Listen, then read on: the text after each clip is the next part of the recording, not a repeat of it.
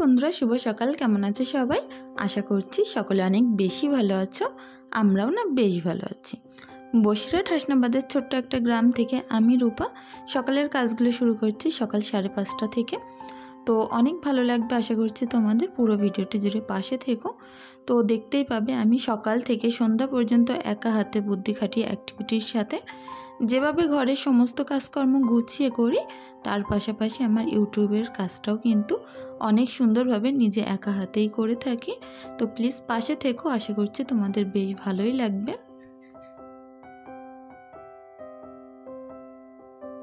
তো প্রতিদিনের মতো খাটটা তো আগে গুছিয়ে নিয়েছিলাম, তারপরে বেশ কিছুটা কাঁথা কাপড় ছিল, তো এগুলো তো এখন আর লাগছে না প্রচণ্ড গরমের মধ্যে। কিছুদিন বৃষ্টি হয়েছিল, তখন এগুলোর ব্যবহার হয়েছিল।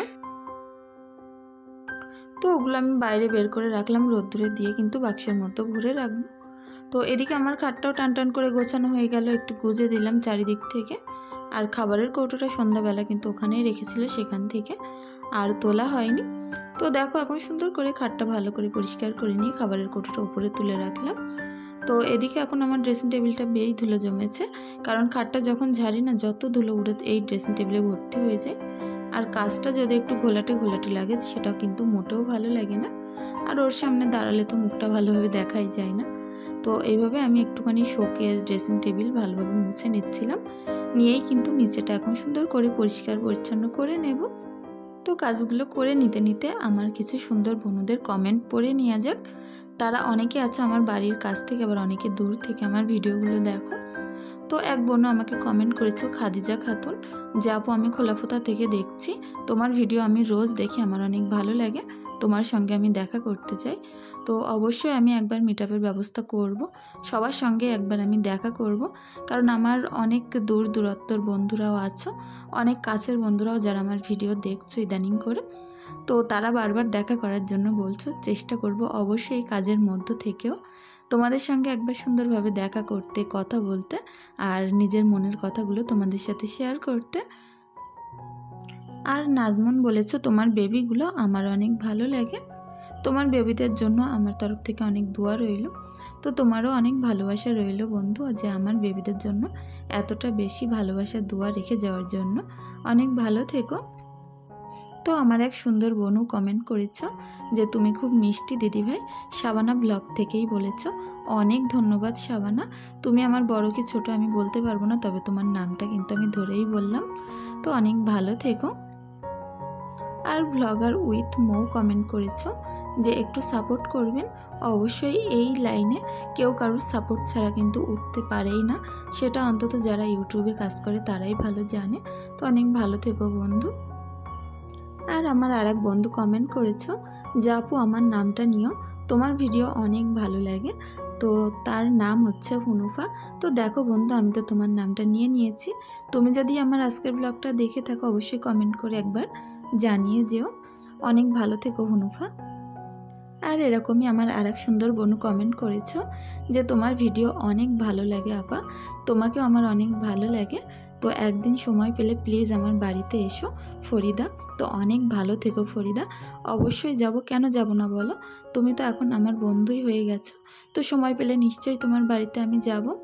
তো অনেক ভালো থেকো। আর আয়েশা শেখ বলেছো খুব ভালো হয়েছে ভিডিওটা, অনেক ধন্যবাদ বন্ধু তোমাকেও। তো আমার আর এক বন্ধুর নাম হচ্ছে জয়া খান, যে আমাকে অনেক সুন্দর লাভ রিয়াক্ট করেছ। আয়েশা শেখ বলেছ অনেক ভালো হয়েছে ভিডিওটা, অনেক ধন্যবাদ বন্ধু, ভালো থেকো। আমার আরেকজন বন্ধু বলেছ অনেক ভালো হয় তোমার ভিডিওগুলো আপু। তো অনেক ধন্যবাদ বন্ধু তোমাকেও। ব্লগ সুজুকা বলেছ মাশাল্লাহ অনেক সুন্দর। আর আমার আরেকটা নিত্যদিনের বন্ধু, সেও কিন্তু অনেক সুন্দর কমেন্ট করেছিল। তো কাল আমি তোমার কমেন্টে রিপ্লাই দিতে পারিনি, কারণ অনেক রাত হয়ে গেছিল, তখন আমার কিন্তু ভিডিওটা এডিট হয়ে গেছিল। তো আজকেই আমি তোমার রিপ্লাইটা দিয়ে দিচ্ছি। তো সাবিনা আমাকে বলেছ যে অনেক ভালোবাসা রইল আপু তোমার জন্য, এই গরমের মধ্যে তুমি যেভাবে কাজকর্ম করো, আর আমি তোমার একটা অনেক বড় ফ্যান। তো অনেক ধন্যবাদ বন্ধু, যে আমি তোমাদের মনে একটু হলেও জায়গা করতে পেরেছি, আর তোমরা যে আমার তার থেকে বেশি এত বেশি ভালোবাসা দাও। অনেক ভালো থেকো বন্ধু। তো তোমাদের সাথে গল্প করতে করতে সকালের অর্ধেকটা কাজকাম প্রায় আমার হয়ে গেছে। এখন শুধু রান্নাঘরটা সুন্দর করে ঝাড়ু দিয়ে পরিষ্কার করে নিয়ে বাইরে যাব বাসনপত্রগুলো মাজতে। তবে আজ বেশি বাসন নেই, রাত্রেবেলায় কিন্তু অনেকটা বাসন মেজেই আমি শুয়ে পড়েছিলাম। তো এখন রাত্রে করে বেশি করে মেজে রাখছি। আর খুব অল্প পরিমাণে বাসন যেগুলো থেকে যাচ্ছে সেগুলো কিন্তু সকালে আমি পুকুরে মাজছি।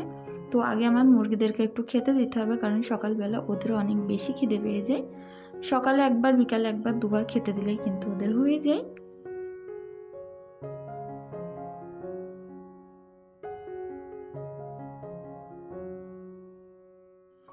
তো সকালবেলার এই কাজকর্মগুলো কিন্তু আমি অনেক তাড়াহুড়ো করে অনেক সুন্দরভাবে গুছিয়ে করে নিই, আর আমার মোটেও কষ্ট হয় না। আমরা এই কাজগুলো যদি 1 ঘন্টার মধ্যে করতে চাই তাহলে কিন্তু অনায়াসেই করতে পারি। শুধু একটু বুদ্ধির প্রয়োজন, একটু স্মার্ট প্রক্রিয়ায় করে নিলেই হয়ে যাবে। তো সকালের এই কাজকর্মগুলো তো করতে আমার মোটেও কষ্ট হয় না, আর অনেকটা বেশি সময়ও লাগে না। অনেক তাড়াতাড়ি আমি এই কাজগুলো করে নিই, কারণ সকালবেলা যে অ্যাক্টিভিটিটা পাওয়া যায়, অনেক পরিশ্রম করলেও কিন্তু এই অ্যাক্টিভিটিটা অন্য সময় থাকে না, সকালবেলা যতটা বেশি থাকে। তো যাই হোক, এই কাজকর্মগুলো আমার মোটেও সময় লাগে না করতে, 1 ঘন্টার মধ্যেই বলতে পারো পুরো কাজকর্ম আমার হয়ে যায়। তো বুদ্ধি, পরিশ্রম, অ্যাক্টিভিটি আর সবথেকে বড় জিনিস স্মার্ট প্রক্রিয়ায় যদি করতে চাও, একটু যদি আমরা মেনে গুছে সময়ের মতো কাজগুলো করতে চাই, তাহলে যে অল্প অল্প করে সময় নিয়ে হাতে করে যে ভেবেই নিতে হবে এই কাজটা এই সময়ের মধ্যে আমাকে করতেই হবে, তারপরে এটা শেষ হতে না হতেই আর একটা নতুন কাজ ধরতে হবে, এরকম প্রক্রিয়ায় করলে কিন্তু 20 থেকে 25 মিনিট করে লাগে কোনো বড় বড় কাজ করতে। অনেকে হয়তো ভেবে থাকে যে সংসারের এই কাজগুলো কি আর কাজ, কিন্তু এই কাজগুলো কিন্তু মোটেও ছোট নয়, অনেক বড় পরিশ্রম আর অনেক সময় লাগিয়ে আমাদের এগুলো করতে হয়। তো আমরা মেয়েরাই একটু বুদ্ধি খাটিয়ে স্মার্ট প্রক্রিয়ায় করি বলেই কিন্তু এই কাজগুলো অনেক সুন্দরভাবে তাড়াতাড়ি হয়ে যায়। আর এদিকে দেখো, আমি বাসন মাজছিলাম আর ওদিকে আমার একটা যা বসে বসে ছাগল খাওয়াচ্ছিল। তো তার সঙ্গে আমি কথা বলছিলাম, ওখানে আমার ফোনটা রাখা ছিল। দেখে বারবার আমাকে জিজ্ঞেস করছিল যে তুমি কাজ করছো, ফোনটা ওখানে কেন? তো আমি তাকে সব কিছু খুলে বললাম যে আমি ইউটিউবে কাজ করি, আর আমার নির্দিষ্ট সময়ের মধ্যে কাজগুলো করি, আমার বন্ধুদেরকে আমি দেখাই।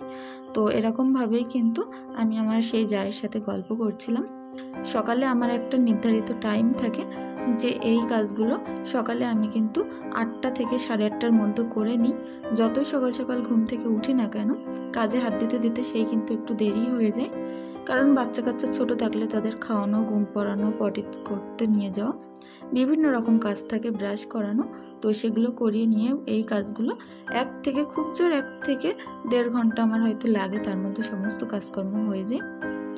তো তারপরে আমার কাজ থেকে দোকানে যাওয়া, দোকান খোলা, দোকানগুলো ঝাড়ু দিয়ে সমস্ত মালপত্রগুলো বাইরে বের করা, আর তারপরেই আমার কাজ থাকে যে 11টার থেকে ঈশা আর সিমরানকে একটুখানি খাইয়ে সিমরানকে পড়তে পাঠিয়ে দিই, আর তারপরে ঈশাকে খেলতে দিই।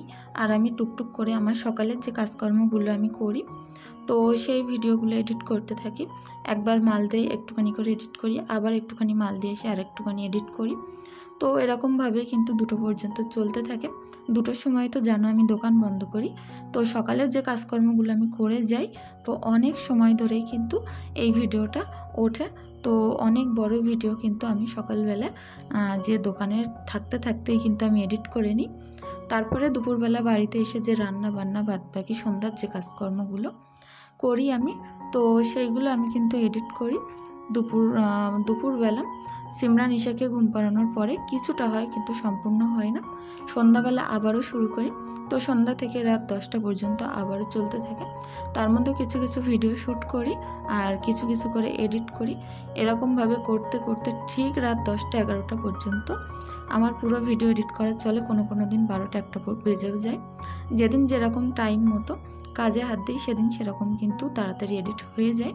কিন্তু যেদিন দেখি একটু অন্য কাজে আমার বেশি ব্যস্ত থাকতে হয়, কি সন্ধ্যাবেলা আবারও আমাকে দোকান খুলতে হয়, সেদিন কিন্তু আমার এডিট করাটা পুরো রাত 2টো পর্যন্ত চলে। তো তো তারপরে 10টা 11টা পর্যন্ত ভিডিও এডিট করার পরে আমি ভয়েস ওভার দিই রাত তখন 1:30 থেকে 2টোর সময়, কারণ তখন সিমরান ঈশা ঘুমিয়ে পড়ে, চারিদিকটা অনেকটা বেশি নিস্তব্ধ হয়ে যায়, আশেপাশের কোনো শব্দ কিন্তু আসে না। তো সেই কারণে রাত্রেই আমি ভিডিওর ভয়েস ওভারগুলো দিয়ে থাকি। যেহেতু দিনের বেলা আমি বাড়িতে থাকতে পারি না, সেহেতু ওই কারণে আর বাড়িতে ভয়েস ওভারগুলো আমার দেওয়া হয় না দিনে, রাত্রেই বসে বসে ভয়েস ওভারগুলো দিই। তাহলে ভাবো সকাল থেকে সারা দিন কাজকর্ম করার পরে প্রায় রাত 1:30 2টোই বাজে ভিডিও এডিট করে তারপরে ভয়েস ওভার দেওয়া। নিত্য আমরা যারা ব্লগার হয়ে থাকি, ভিডিও দিয়ে থাকি, তাদের কিন্তু এরকম একটু কষ্টকর হয়ে পড়ে, কিন্তু যারা একদিন ছাড়া ছাড়া ভিডিও দিয়ে থাকে তারা নিজের সময় মতোই কিন্তু ভিডিওগুলো এডিট করতে পারে। কিন্তু আমাদের সারাদিন কাজ যখন শেষ হবে তারপরেই কিন্তু আমরা এডিটগুলো কমপ্লিট করতে পারি, আর সারাদিনের এই কাজগুলো চলতে চলতে সেই রাত 10টা কিন্তু ভালোভাবেই বেজে যায়। তো যাই হোক, এই ছিল আমার ইউটিউবের গল্প। আর এদিকে দেখো আমার মা একটু মাংস রান্না পাঠিয়েছে, আর আমি ওদিকে পটল আলু আর মাংস করলাম আজ। তো ওটা ছিল কিন্তু দেশি মুরগির মাংস দিয়ে পটল আলু করলাম। তো একটু সংসারে বাঁচিয়ে বাঁচিয়ে খরচা করার চেষ্টা করি, অল্প একটু মাংস ছিল ফ্রিজে, তো ভাবলাম ওটা দিয়ে তো আর রাত পর্যন্ত হবে না, তো সেই কারণে একটু পটল মিশিয়েছিলাম। আর দুপুরবেলা একটু গ্লুকন্ডি নিয়েছিলাম। তো আমার অনেক বেশি সমস্যা, বিভিন্ন রকম সমস্যা ছিল যেগুলো এই গরমেই আমার দেখা দেয়। তো প্রত্যেক দিন একটা করে এই গ্লুকন্ডি গ্লাসগুলো খাওয়ার পরে না এখন দেখি সেই সমস্যাটা আমার অনেক বেশি দূর হয়ে গেছে, অনেকটা কাজ হয়েছে, ওষুধের মতনই কাজ করেছে এই গ্লুকন্ডিটা, টাটা গ্লুকো। তো যাই হোক, তারপরে আসলাম অনেকটা জামা কাপড় নিয়ে, এগুলো আমি সুন্দর করে এখন চটকে নিলাম। আর এটা ছিল আমার একটা হালকা কালারের নাইটি আগেরটা, তো সেটার ঝুলটা বেশ নোংরা হয়েছিল, সেটা অনেকক্ষণ ধরে ডলে ডলে পরিষ্কার করে নিয়ে বাদবাকি যে সকল জামা কাপড়গুলো আছে সেগুলো আমি এখন সুন্দর করে কেচে নিয়ে আসলাম, নিয়ে এসে এখন ভালো করে বাইরে মেলে দেব। এখন অনেকটাই রোদ্দুর আছে, বেলা হলেও কিন্তু রোদ এখনও যায়নি। গরমের সময় রোদ্রের তাপ কিন্তু সন্ধ্যা পর্যন্তই থাকে প্রায়। তো ভালোভাবে আমি জামা কাপড়গুলো এখন মেলে দিয়ে রান্না করতে করতেই কিন্তু এদিকে জামা কাপড়গুলো কেচে নিয়েছি বাথরুম থেকে। তো এগুলো আমি এখন সুন্দর করে মেলে দেব, দিয়ে আবারও যে রান্নাটা বাদবাকি রান্না বাকি আছে সেগুলো করে নেব।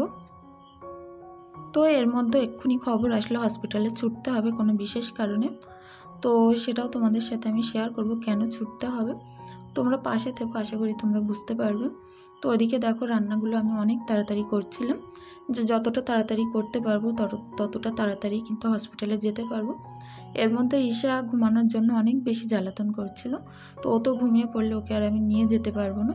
তো ভাবলাম রান্না করতে করতে ঈশাকে আমি সুন্দর করে ঘুম পাড়িয়ে দিই, রান্নাটা শেষ হবে, খাবো দাবো, ঈশাকে ঘুম থেকে তুলে নিয়ে সুন্দর করে গুছিয়ে নিয়ে চলে যাব। তো অনেকটা বেশি মনটা কি বলবো খারাপও লাগছিল যে এখনও পর্যন্ত আমি হসপিটালে যেতে পারলাম না, অনেকক্ষণ আগেই কিন্তু আমার খবরটা এসেছিল। তো এদিকে দেখো সুন্দর করে এখন পটলটা কষিয়ে ঝোল টোল দিয়ে নিলাম। তো লাস্টে একটুখানি এর মধ্যে আমি কিন্তু গোলমরিচের গুঁড়ো, একটুখানি ধনিয়া গুঁড়ো, গরম মশলার গুঁড়ো দিয়েছিলাম। এদিকে ভাতটা উপর করে নিয়েছিলাম, নিয়ে পুরো রান্নাটা কমপ্লিট হয়ে গেলে একটু নেড়ে চেড়ে নিয়ে ঘরের দিকে নিয়ে তাড়াহুড়ো করে বেড়ে খেয়ে নেব। আজ আর রান্নাটা পুরো ঢেলে তোমাদের থালায় নিয়ে দেখালাম না, কারণ হাতে অতটাও বেশি সময় ছিল না, এক্ষুনি বেরোতে হবে। তো খেয়ে পরে ঈশাকে ঘুম থেকে তুলে গুছিয়ে দিয়ে নিজেও একটুখানি জামা টামা পরে নিয়ে এখন চলে যাব হসপিটালে। তো হসপিটালে যাওয়ার পরে তোমাদের সাথে বলছি যে কেন আজ আমাকে আবার হসপিটালে ছুটতে হলো। তো ওদিকে ঈশাও একটা আঙুল কিন্তু কেটে ফেলেছিল, তো ওর ওই আঙুলটায় একটুখানি ব্যান্ডেড লাগিয়ে দিয়ে রেখেছিলাম, অনেক বেশি দুষ্টুমি করেও, যার কারণে এরকম হাত পা কেটে ফেলে। তো যাই হোক বন্ধুরা, আমার আজকের ভিডিওতে এখনও পর্যন্ত তোমরা যে যে আমার সাথে আছো, পাশে আছো, তোমাদের কাছে একটি অনুরোধ রইল, প্লিজ চ্যানেলটি সাবস্ক্রাইব করে পাশে থাকতে পারো। আর যদি বেশি কিছু ভালো লেগে থাকে প্লিজ তোমাদের সুন্দর মতামত কমেন্টের মাধ্যমে জানিয়ে যেও। তোমাদের এই সুন্দর সুন্দর কমেন্টগুলো অনেকটা বেশি মোটিভেট করে। তো গুছিয়ে এখন চলে আসলাম হসপিটালে। এদিকে দেখো আমার বোনের ডেলিভারির টাইম চলে এসেছে, তো ওর বেশ কিছু প্রবলেম হচ্ছিল, তো সেই কারণেই কিন্তু হসপিটালে আসার সাথে সাথে ভর্তি নিয়ে নিয়েছে। তো আমি এদিকে বসে এখানে বসেছিলাম দেখাশুনো করে, অনেক রাত হলেই তারপরে বাড়িতে আসলাম হসপিটাল থেকে। আর এসে যে সকল জামা কাপড় হসপিটালে পরে গেছিলাম সেগুলো আমি একটু আলাদা করে নিয়েছি, সেগুলো কেচে দেব। আর ঈশা সিমরানের টুকিটাকি জামা কাপড় ছিল সেগুলো ভাঁজ করছিলাম। আর যেহেতু আমার বোনের ছেলে আমার কাছেই থাকবে এখন, তো ওরও কিছুটা জামা কাপড় ছিল, সেগুলো আমি একে একে টপ টপ করে ভাঁজ করে নিচ্ছি।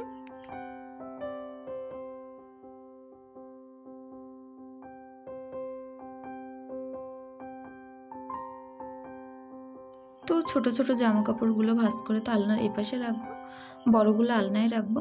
আর তার মধ্যে সিমরান, ঈশা আর আমার বোনের ছেলে তিনজনেরই অনেক বেশি খিদে পেয়ে গেছিলো। তো ওদেরকে আমি একটুখানি সুজি টুজি কিছু করে নিয়ে আসবো, নিয়ে এসে একটু ভারী খাবার খাইয়ে রাত্রে কিন্তু তিনজনকে ঘুম পাড়িয়ে দেবো। সিমরান সাধারণত রাত্রে ভাত খেতে চাচ্ছিল না, আর চায়ও না সেরকম ভাত খেতে, তো সুজিটা একটু বেশি করেই করব, তিনজনকে খাইয়ে দেব। আর সিমরান যেহেতু বড় হয়ে গেছে, ওকে তো আলাদা একটা পাত্রে আমি দিয়েছিলাম, আর ঈশা আর আমার বোনের ছেলেকে দুজনকে কিন্তু আমি এখন সুন্দর করে প্লেটে নিয়ে খাইয়ে দিচ্ছিলাম।